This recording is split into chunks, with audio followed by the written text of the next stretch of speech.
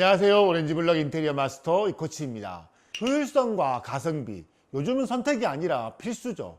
음식 메뉴를 하나 정할 때에도 음료수 한 캔 더 받을 수 있는 곳을 우리가 선택하잖아요. 마냥 예쁘거나 맛있는 것만으로는 부족합니다. 오늘 소개할 집은 눈에 예쁜 건 기본이고 우리 가족의 일상과 그 동선을 고려해서 극한의 효율성까지 챙긴 바로 그런 공간입니다. 송파구에 위치한 문정레미안 50평대 리뷰 빠르게 시작해 보겠습니다. 먼저 우리 집의 얼굴, 현관을 살펴보겠습니다. 50평대의 넓은 평수이고 여기는 전실이 길게 빠져 있어서 아파트 복도 같은 그런 느낌이 있었죠. 언제 설치된지 모르는 장 하나만 덩그러니 그렇게 설치되어 있어서 전실의 이 넓은 공간이 제대로 활용되지 못한 채 그냥 비워져 있었어요. 그래서 죽는 공간에 가벽을 하나 세워가지고 캐디백이나 창고를 쓸 수 있는 그런 팬트리, 실용적인 수납 공간을 하나 더 만들었고요. 그 가벽 앞에는 또 키 큰 수납장을 하나 가득 채웠습니다. 공간의 그 효율성을 극대화한 그런 설계인 거죠.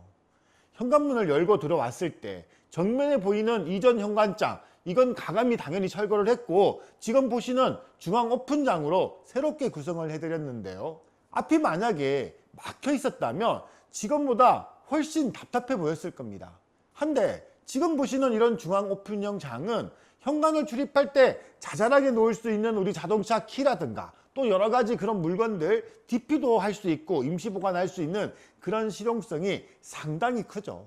전실을 이렇게 돌아서면은 제일 먼저 보이는 게 바로 중문입니다. 전체 간살로 된 중문이 아니고 부분 간살로 이렇게 디자인한 이런 여닫이 중문은 깔끔하면서도 좀 더 미니멀한 그런 느낌을 주죠. 이런 중문을 설계할 때 간살 하나를 이렇게 선택하더라도 이 공간의 전체 분위기와 느낌을 고려해서 디자인해야 되는 그런 이유인 겁니다. 중문 앞에 있는 이 공간, 예전에는 그냥 비워져 있었고 이동 수납장을 놓고 사용하고 있었는데요. 이런 공간 그냥 비워두기에는 너무 아깝잖아요. 집을 들었을 때 처음 맞이하는 그 공간은 단순한 수납뿐 아니라 디자인적인 그런 요소를 최대치로 끌어올려야 하는 거죠. 이 공간은 고객분이 특히 만족해하는 그런 부분이기도 합니다. 거실은 앞발코니가 길게 안방과 저 자녀방까지 양쪽으로 이어져 있어 가지고 이게 넓긴 했지만은 발코니에서 각 방이 다 오픈된 구조다 보니까 사생활이 보장되지 않는 그런 구조였죠. 아이들이 어리다면 이런 구조는 참 유리합니다. 한데 반대로 우리 자녀가 성인이 되면서 이런 구조는 참 불편할 수밖에 없겠죠. 우리 집에 거주할 우리 가족 구성원이 4인 가족 구성이고 우리 자녀들이 다 성인이라서 독립적인 그런 생활 공간이 필요했습니다. 그래서 거실과 두 방을 요즘 신축 아파트처럼 제대로 확장을 하면서 우리 가족들의 프라이버시까지 확보를 한 거죠. 게다가 이 집은 시스템 에어컨 설치하기 위해서 천정 깊이가 확보되지 않는 그런 집이었기 때문에 목공사를 통한 그 단내림이 불가피했습니다. 에어컨 깊이가 나오지 않는 이런 집들은 에어컨을 설치하지 못한다고 알고 계시는 분들이 간혹 있더라고요. 나중에 시공하면 이게 안 된다는 거예요. 하지만 아닙니다. 인테리어 공사를 하시게 되면은 이런 문제들을 보시는 것처럼 더 예쁘게 충분히 디자인적으로 해결할 수가 있는 겁니다. 이럴 때 천정을 그냥 생긴 대로 내리는 방법이 아주 기본적인 그런 방법이라면 천정이 내려오는 이 단높이를 이용해 가지고 천정 디자인을 다시 잡거나 또는 천정 전체를 내려서 조명과 함께 천정 디자인하는 그런 방식 많이 사용을 하는 거죠. 이 현장에 적용된 디자인 팁 하나 알려드릴게요. 이것만 따라 하시면 실패하지 않습니다. 첫 번째, 소파 천정 쪽에 에어컨 배관 때문에 내려오는 이 단내림 부위를 이용해서 우드 필름으로 거실 아트월하고 톤업을 맞추었습니다. 두 번째, 주방벽과 안방벽의 단차를 이 단내림을 이용해서 라인을 맞추는 디자인이 적용된 겁니다. 천정의 라인이 이렇게 정리가 되면은 거실과 주방에서 주는 이 공간감이 더 길고 강하게 느껴질 수도 있고요. 훨씬 더 미니멀한 디자인을 연출할 수 있습니다. 간결하면서 가성비 높은 디자인인 거죠. 우리 집의 고객은 조명의 효율성, 가성비를 엄청 중요시했는데요. 이 고객의 니즈를 반영해서 목공 작업을 따로 해야 되는 그 라인 조명, 마그네틱 조명 이런 거 대신 사각 도트 조명하고 원형 매입 조명들을 같이 이렇게 배치를 했고요. 작은 디테일이지만 이런 도트 조명이 적절히 배치되기만 해도 원형 매입 조명만 배치하는 것보다 훨씬 디자인적인 느낌이 살아납니다. 또한 TV월의 방향을 기존과 반대로 이렇게 재배치했는데요. 기존에는 TV가 이렇게 반대편에 있었죠. 일반적인 집들은 현관에서 들어왔을 때 바로 노출되는 그 거실 벽면에 TV 아트월을 두는 그런 설계를 합니다. 이게 바로 설계의 기본이에요. 그런데 이 위치가 바뀌는 경우에는 더 중요한 게 있습니다. 바로 이 거실 소파에서 바라보는 뷰가 어느 쪽이 더 좋은가 여부인 거죠. 지금 이 집 같이 지금 놓여 있는 이 소파에서의 이 뷰가 반대쪽에서 보는 이 뷰보다 더 좋다거나 또는 한강뷰라면 바뀌어야 되는 거고요. 또 이 소파 위치가 주방과의 소통이 반대편에 있는 것보다 훨씬 더 좋다면 여기처럼 기존 TV 벽면을 과감하게 이렇게 이동해야 하는 겁니다. 디자이너라면 이런 세심한 부분까지 당연히 챙겨야 하는 겁니다. 안방이나 욕실 같은 경우에는 기본에 충실한 가성비가 핵심입니다.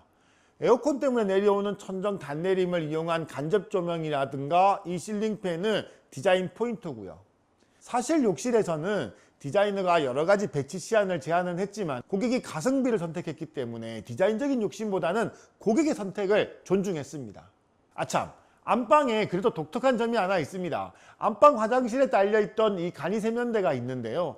이 공간을 확장해서 넓은 화장실로 활용할 수도 있었지만은 간단히 세수하거나 손을 닦을 수 있는 그런 건식 세면대를 이렇게 배치를 했죠. 세면대 디자인을 고를 때 또 팁이 하나 있는데요. 최대한 이렇게 유니크한 선택을 하시면은 사용하실 때마다 잘했구나 이런 생각을 하실 겁니다. 이런 주방들은 공통적으로 기존 주방 배치가 항상 똑같죠. 거실 쪽 벽면으로 냉장고가 배치되는 기역자 구조가 거의 대부분입니다. 이런 배치들은 요즘 주방 가전기기들을 배치할 그런 공간이 절대적으로 부족하고요.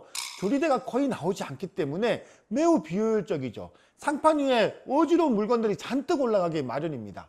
그래서 이런 주방들은 대부분 기존 개수대와 조리대가 있는 이쪽 기존 벽면에다가 키 큰 장 수납열을 만드는 것이 디자인의 기본입니다. 우리 집은 오른쪽에 이쪽에 분배기가 있었기 때문에 분배기를 품을 수 있는 홈바장을 이렇게 디자인을 했고 좌측에 남는 공간에 냉장고장하고 키 큰 장을 배치를 했습니다.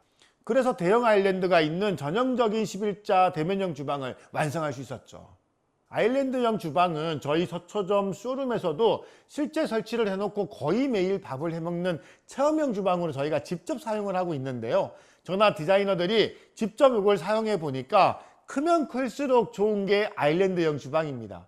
거실과의 소통 이런 건 둘째치고 음식을 할 때 정말 편합니다. 이건 써보신 분들은 알아요. 한데 여기는 살짝 아쉬웠던 게 앞쪽에 식탁을 두길 원하셨기 때문에 식탁을 놓을 수 있는 그 최소 폭을 확보하기 위해서 불가피하게 이 아일랜드 폭은 1m 밖에 할 수가 없었습니다. 식탁을 놓기 위해서는 최소 2m 정도가 필요하니까 그것만 기억하세요. 기존 주방의 공간도 예전에는 발코니 때문에 면적도 좁고 동선도 상당히 비효율적이었는데요. 지금은 주방 발코니를 이렇게 부분 확장을 해서 주방 면적도 넓히고 발코니 안쪽에 보조 주방도 만들었죠. 주방을 부분 확장하는 게 더 효율적인 게 맞나요? 당연하죠. 주방이 작더라도 발코니가 있는 것하고 없는 건 엄청나게 차이가 납니다. 주방에는 세탁기로 우리가 사용하는 그런 공간을 놓거나 또 보조 주방을 놓는 그리고 또 김치 냉장고를 넣을 수 있는 그런 주방 발코니가 작게라도 하나는 있어야죠. 이렇게 부분 확장하고 보조 공간을 만드는 거 필수입니다. 우리 집은 대형 아일랜드가 이렇게 가운데 떡 놓이면서 주방 발코니로 들어가는 이 동선이 어느 한쪽에서는 멀어질 수 있기 때문에 이렇게 양쪽으로 문을 배치를 하고 발코니로 쉽게 이동할 수 있는 순환 동선을 만드는 게 이 디자인의 핵심 포인트죠. 욕실 얘기 마지막으로 간단히 한번 해보죠. 욕실을 가성비로 한다면 어떻게 해야 되느냐 이런 질문을 제가 가끔 받는데요. 이곳이 바로 그 욕실 인테리어의 표준이자 기본 중에 기본 그 욕실입니다. 오래된 아파트라서 당연히 타일까지 전체 철거하고 방수 설비 다시 진행을 했고 또 600각 사이즈 포세린 타일하고 무광 일반 수전을 사용한 스탠다드 욕실인 거죠. 그래도 있을 건 다 있습니다. 요즘은 여기서 한 단계 더 높여가지고 1200에 600각 사이즈의 대형 타일도 많이 사용을 하시는데요. 이렇게 더 큰 대형 타일을 사용하게 되면은 타일 줄눈이 더 줄어들기 때문에 사후 관리가 더 쉬운 장점이 있으니까 여기에서 한 단계 더 올라가실 분들은 타일 사이즈를 좀 더 크게 하세요. 독이나 수전, 욕실장 이런 것들은 언제라도 나중에 더 좋은 걸로 쉽게 바꿀 수가 있습니다. 기초공사하고 이 베이스 타일이 더 중요한 겁니다. 혹시 이것보다 더 가성비 있게 또 하고 싶은 분들, 이런 분들은 300에 600각짜리 벽 타일로 무조건 하시면 되는 거예요. 이것만 기억하세요. 오늘 보신 집 어떠셨나요? 디자이너의 역량에 따라서 효율성과 가성비를 동시에 갖추면서도 충분히 화려하고 예쁜 집으로 디자인할 수가 있죠. 최대한 내 집처럼 생각하고 고객이 불편함을 느끼지 않도록 노력하는 것, 집을 다루는 사람이라면 기본적인 태도가 되어야 됩니다. OBM 이코치였습니다.